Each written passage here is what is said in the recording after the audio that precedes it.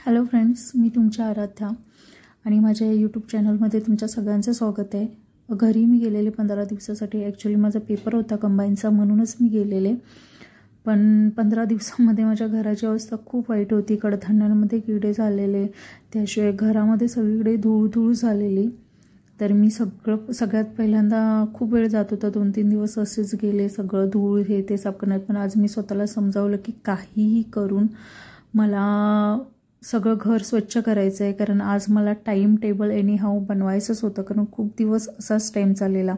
हे सगळं करण्यात मी संध्याकाळी झाडांना पाणी घातलं, कारण माझ्या लक्षातच नव्हतं की मी सकाळपासून झाडांना पाणी घातलं नाही। कारण माझ्या ह्या जास्वंदीच्या झाडांना खूप छान फुलं पण येत आहेत, आता त्यांना कळ्या पण धरल्या आहेत आणि तुम्ही बघू शकता की एक कळी खूप छान उद्या त्याचं नक्की मला फूल मिळेल, जे मला देवाला घालायचं आहे। आणि अजूनही दुसऱ्या झाडाला 2 कळ्या आल्यात।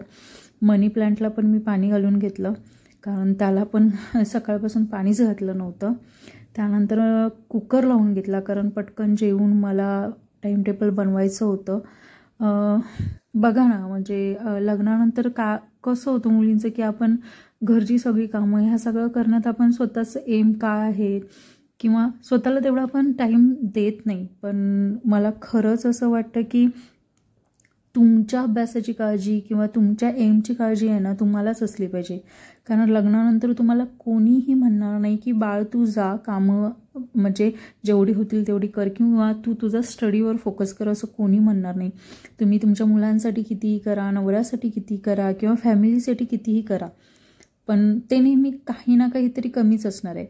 त्यामुळे मी खरंच मुलींना सांगेन, आज जेव्हा मी मागे वळून बघते तेव्हा खरं मला वाटतं की खूप साऱ्या गोष्टी लग्ना अगोदर मी अचीव करू शकत होते। असं नाही आहे की आज माझं I am well educated, but त्यावेळी तो गायडन्स नाही मिळत। पण जेव्हा लग्नानंतर मला म्हणजे 6-7 महिने गेल्यानंतर, लग्नानंतरचे जे 6-7 महिने मी असेच घालवले, असेच म्हणजे असं म्हणता येणार नाही, कारण जेव्हा अरेंज मॅरेज होतं तेव्हा एका मुलीला खूप साऱ्या गोष्टी फेस कराव्या लागतात। म्हणजे इथले रीतिरिवाज असतील किंवा रिलेशनशिप, म्हणजे एक नवीन बॉन्ड तयार होत असतो, बाकीचे नातेवाईक असतात, सगळ्यांना सांभाळून घेणं असतं। आणि मी तर इव्हन असं होतं ना की हॉस्टेलला मी माझ्या लग्नाला 8 दिवस होते तरी मी हॉस्टेलला होते, कारण की माझा पेपर होता, त्यामुळे मी घरी पण गेले नव्हते। आणि त्यानंतर लग्न वगैरे झालं, पण त्या स्टडीच्या फ्लोमध्ये यायला मला पुन्हा खूप वेळ लागला। म्हणजे 7-8 महिने माझे ॲडजस्ट करण्यात गेले। आणि हे नॉर्मली आहे, नॅचरली आहे, ह्या सगळ्या गोष्टी होतातच, कारण लगेच अचानक आपण आपलं घर सोडून, हॉस्टेल लाईफ सोडून लगेच आपण सासरी येतो। मग तिथले मी जसं मगाशी म्हटले रीतिरिवाज असू दे, तिथली लोक असू देत, त्यांची उठण्याची टायमिंग, त्यांच्यासोबतचं स्केड्यूल आपल्याला मॅच व्हायला वेळ लागतो आणि वेळ घ्यावा। आणि मला असं कुठलंही रिग्रेट नाही आहे की हा बाबा माझे 5-6 महिने वेस्ट गेले, वेस्ट अजिबात गेलेले नाही आहे।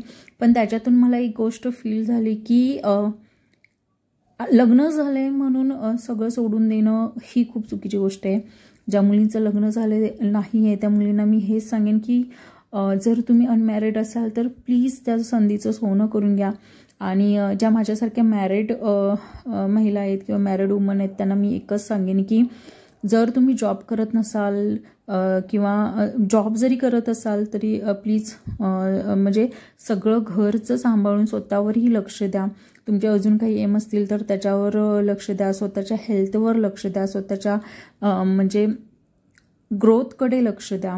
आणि ज्या म्हणजे महिला आहेत ज्या लग्नानंतर स्टडी करायचा विचार करतात त्यांनी प्लीज टाइम टेबल बनवा, कारण माझं असंच झालं आहे की पुन्हा टाइम टेबल न बनवल्यामुळे माझे 4-5 दिवस पुन्हा वेस्ट गेले। आणि आज मी जसं ठरवलं की आज मी टाइम टेबल बनवणारच आणि तेव्हाच झोपणार, कारण टाइम टेबल बनवल्याशिवाय कुठलीही गोष्ट शक्य होत नाही। एक स्केड्यूल असलं पाहिजे, घरातलं काम आपलं, बाकीचं तुम्हाला जर काही बुक्स वाचायचं असतील त्यासाठी वेगळा टाईम आणि स्वतःसाठी खरंच टाईम दिला पाहिजे। आणि मी फायनली माझं जे आहे ते स्केड्यूल बनवलं लाईव्ह क्लासेसचं।